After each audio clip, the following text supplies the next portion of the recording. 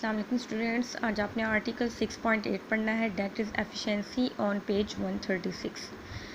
इस पैराग्राफ में आपने पढ़ना है कि एक सिस्टम, एक मशीन कितनी एफिशिएंट है और कितनी एक्यूरेट है। ठीक है, फर्स्ट लाइन में देखें क्वेश्चन बनता है और इसका आंसर वर्क तक है। ये क्वेश्चन के साथ आपने आंसर भी अच्छे तरीके से याद कर लेना है। क्वेश्चन क्या है, how to get work done from a machine. के क्वेश्चन क्या है कि एक मशीन से हम कितना काम ले सकते हैं। इसका आंसर टू गेट, टू से स्टार्ट होगा वर्क तक। ठीक है, to get work done from a machine, we provide some form of energy to a machine. This is necessary for the machine to work. ठीक है, तो इसमें देखिए हम एक मशीन से कितना काम ले सकते हैं। तो इसका आंसर क्या है, we provide some form of energy to a machine. हम मशीन को क्या करते हैं, सम फॉर्म ऑफ एनर्जी, कुछ एनर्जी हम मशीन को देते हैं, कुछ इनपुट हम देते हैं। ठीक है, तो वो उस मशीन के लिए ज़रूरी हो जाता है कि वो हमें आउटपुट दे। ठीक है, कि वो काम करे और हमें क्या दे, आउटपुट दे। ठीक है, Human machine also needs energy to do variety of work. We take food to fulfill the energy needs of our body. अब जैसे हम हैं, हम क्या है, ह्यूमन मशीन ही है ना हमारे अंदर, यानी हम क्या हैं, ह्यूमंस हैं। तो हमें एनर्जी चाहिए होती है कि हम बहुत ज़्यादा variety of work, different kinds of work हम करें, हमें एनर्जी चाहिए होती है। और ये हमें एनर्जी कहाँ से मिलती है, फूड से मिलती है। ठीक है, कि हम एनर्जी लेंगे तो तभी हमारा बॉडी काम कर सकेगा। ठीक है, अब इस अगले पैराग्राफ में डिफरेंट एग्जांपल्स हैं। जैसे ऊपर डेफिनेशन है, जैसे ऊपर ये क्वेश्चन था, इससे रिलेटेड एक एग्जांपल है कि यहाँ पे देखें, फॉर एग्जांपल इलेक्ट्रिक मोटर्स में be use to pump water. जैसे आपके घर में इलेक्ट्रिक मोटर्स लगी हुई हैं, ठीक है, और आप वाटर पंप कर सकते हैं। वाटर आप तक पहुँचता है, ज़मीन के अंदर से आप तक पहुँचता है, वाटर टैंक्स में पहुँचता है, फिर आप यूज़ करते हैं। इसी तरह इलेक्ट्रिक मोटर्स यूज़ होती हैं to blow air. To blow air यहाँ पे क्या मतलब है कि इलेक्ट्रिक फ़ैन है, आप का इलेक्ट्रिक फ़ैन जो होता है वो चलता है, उसके अंदर इलेक्ट्रिक मोटर चलती है तो आपको एयर मिलती है। ठीक है, इसी तरह टू वॉश क्लॉथ्स, आपके घर में वॉशिंग मशीन्स हैं, उनके अंदर भी इलेक्ट्रिक मोटर यूज़ होती है। ठीक है, to drill holes ETC for that they use electric energy. यानी ये सारी जो मशीन्स हैं इनको हम इलेक्ट्रिक एनर्जी देते हैं, तो इनकी वजह से हमारे काम हो जाते हैं। जो हमारे काम होते हैं, यानी कपड़े हम धुल जाते हैं, हमारे हमें एयर मिलती है, तो ये सारे हमें एज आउटपुट ये एनर्जीज हमें मिलती हैं। ठीक है, how good a machine is depend how much output we obtain from it by giving certain input. तो यहाँ पे एक और क्वेश्चन बन रहा है कि एक मशीन कितनी अच्छी हो सकती है, कितनी आइडियल या कितनी अच्छी हो सकती है। तो ये किस बात पर डिपेंड करता है, how much output we obtain from it by giving certain input. कि हम उस मशीन को इनपुट दें तो वो हमें कितनी आउटपुट देती है, तो इस पर डिपेंड करता है। अगर हमें ज़्यादा आउटपुट देती है तो वो मशीन गुड हो गई है। कम आउटपुट देती है वो मशीन, तो वो मशीन गुड नहीं हुई। ठीक है, अच्छा नेक्स्ट आप डेफिनेशन देखें।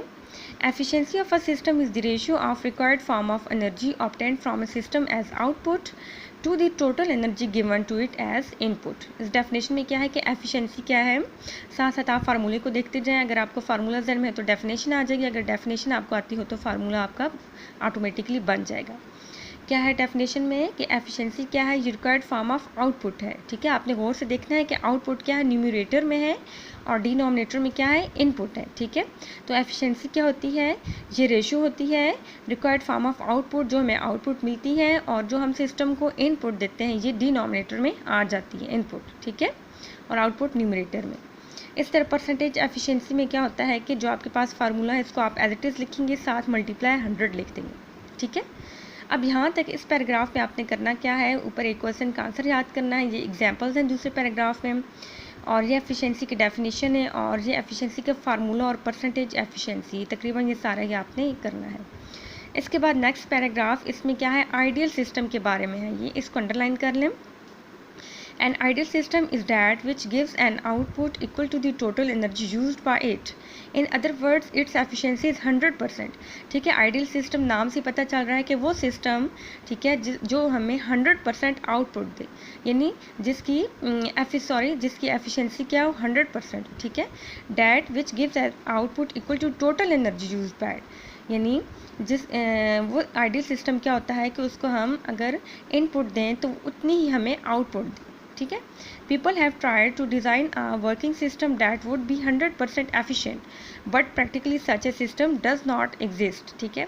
अब लोग ट्राई कर रहे हैं कि हमें एक ऐसे सिस्टम हमारे पास होना चाहिए कि जो हमें 100% ही आउटपुट दे, यानी 100% ही वो एफिशिएंट हो, लेकिन सच a system does not exist, ठीक है। ऐसे सिस्टम बन ही नहीं सकता, हो ही नहीं सकता। आगे रीज़न लिखिए क्यों। Every system needs energy losses due to friction that causes heat and noise ETC। क्या कह रहे हैं कि हर सिस्टम अगर उसको हम 100% इनपुट दें तो वो हमें 100% आउटपुट नहीं दे सकता। क्यों? क्योंकि हर सिस्टम क्या है, उसके अंदर एनर्जी लॉसेज होते हैं।